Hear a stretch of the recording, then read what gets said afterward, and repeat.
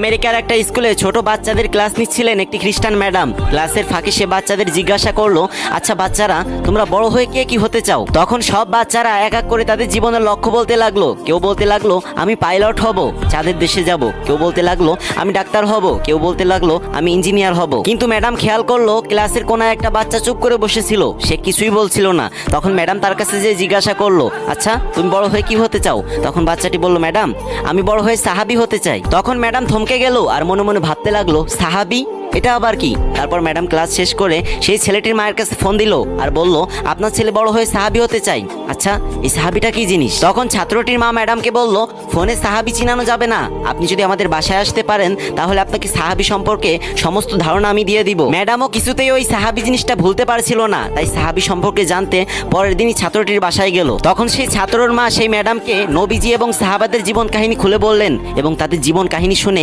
সেই খ্রিস্টান ম্যাডামটি ইসলাম ধর্ম গ্রহণ করলেন। কি কেউ সুবহানাল্লাহ বলবেন না?